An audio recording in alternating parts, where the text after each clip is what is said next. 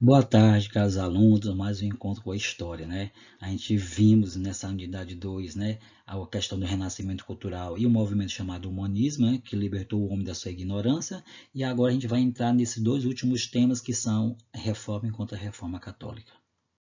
Tá.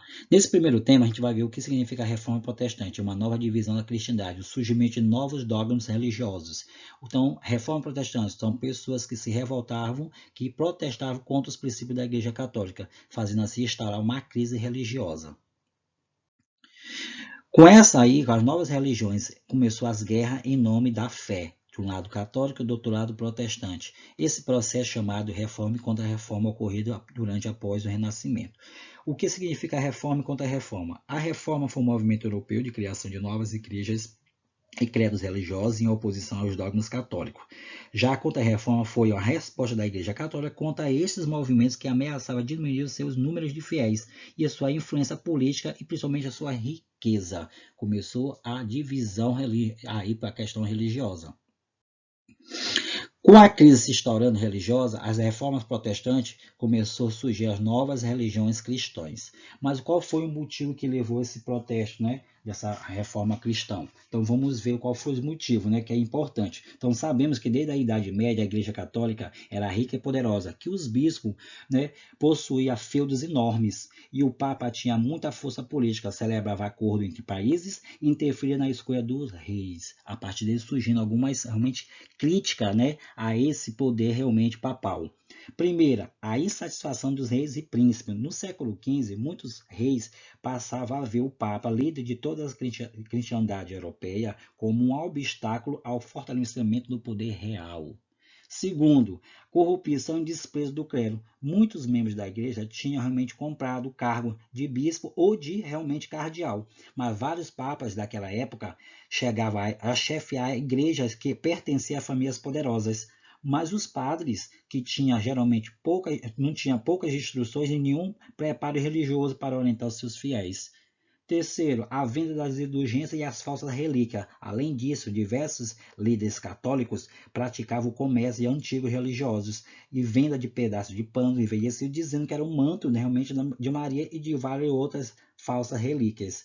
E do outro lado tivemos a indulgência, que era o que? Significa perdão dos pecados em troca de doação de dinheiro para a Igreja Católica, instaurando assim a crise religiosa, a desvirtuação de valores cristãos por seu interesse próprio. A partir desse momento, a instauração dessa crise, surgiram novos personagens para reformular realmente a religião naquele momento. Com o surgimento e com a crise religiosa, surgiram personagens importantes, a gente vai ver aí. Primeiro, Martinho Lutero iniciou a reforma. Martinho Lutero, um estudante de direito e depois passou a estudar teologia, né? Martinho Lutero iniciou no século XVI, na região onde hoje é a Alemanha. O monge, o nome Martinho Lutero, revoltou-se contra a venda das indulgências e ousou discordar, né, da doutrina católica, iniciando assim um movimento conhecido como Reforma Protestante. Martinho Lutero, ele também lançou em 1517, né, as 95 teses, mas antes disso ele dizia o seguinte, olha, veja bem por que ele lançou essas 95 teses. A partir do momento que o Papa prometeu que todos aqueles que dessem dinheiro para construir a Basílica de São Pedro em Roma recebiam em troca as suas indulgências plenas. Nesse motivo, né, e levava isso ao perdão de todos os seus pecados. Indignado, Martinho Lutero pregou na porta da sua paróquia as 95 teses, um documento contendo duras críticas à Igreja Católica. Entre as 95 teses, vamos citar três, que são as principais. A tese 24, a maior parte do povo está sendo enganado pela promessa de que seus pecados serão perdoados. A tese 32, serão condenados juntamente com seus mestres aqueles que julgam seguro a sua salvação através da Carta das Indulgências. A tese 86, por que o Papa, cuja fortuna hoje é maior que dos ricos? Tudo isso provocou realmente a volta e o surgimento dessas revoltas, realmente, esses movimentos contra a Igreja Católica. Em 1530, tivemos a Confissão de Augsburgo, né, que levou a Lutero a formular alguns princípios para fortalecer a confissão. que foi a salvação da fé, né, a livre interpretação dos manuscritos bíblicos, a substituição do latim pelo idioma nacional de cultos, que aí, a partir desse momento, Lutero, né, começou a marchar, né, com esse movimento realmente luterismo, né, que foi um dos personagens importantes, né, desse movimento. Saindo desse movimento de luterismo, né, de Martinho Lutero, que iniciou a Reforma Protestante, tivemos também outro personagem importante, João Calvino. Né? Calvino nasceu em 1509 e morreu em 1564, na França. Nasceu na França de uma família burguesa e depois formou-se em teologia. Ele também defendia a salvação pela fé e outros princípios básicos da doutrina luterana. Né? Além disso, diretamente de Lutero, Calvino também acreditava na questão da predestinação divina. O que significa a predestinação divina? É o seguinte, para ele, as pessoas nada podiam fazer para mudar seu destino. Algumas são realmente predestinadas por Deus a viver a vida eterna e outros a morte eterna.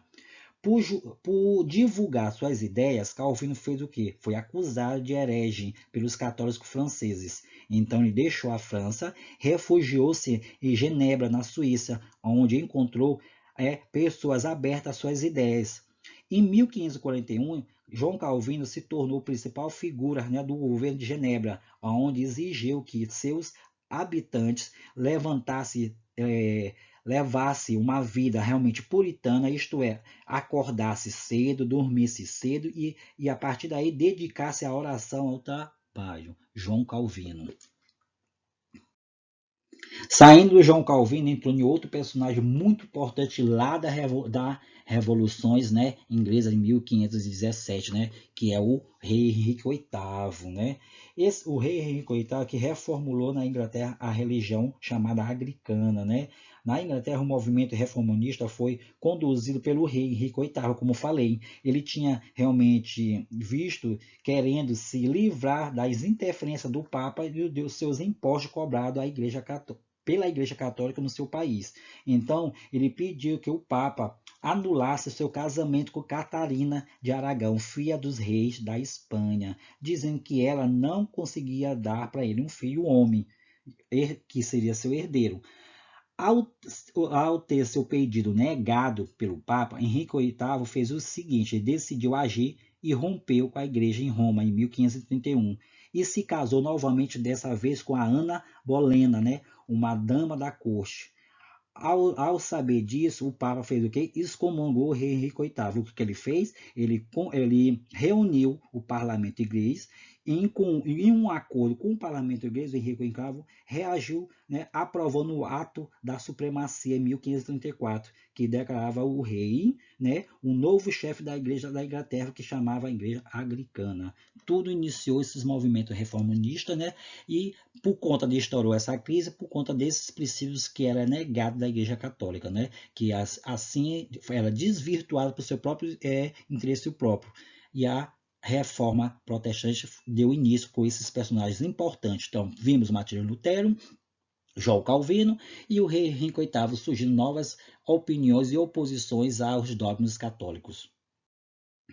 Esses principais pontos das doutrinas protestantes vimos aí, né, desde o início, o luteranismo, né, que defende a salvação pela fé, o calvinismo também a salvação pela fé, mas também eles tinham outras ideias para a questão da predestinação divina e a questão da reforma anglicana, né, que a partir do rei Henrique VIII, né, ele chefiou e foi realmente um dos que conduziu a reforma realmente anglicana na Inglaterra naquele momento.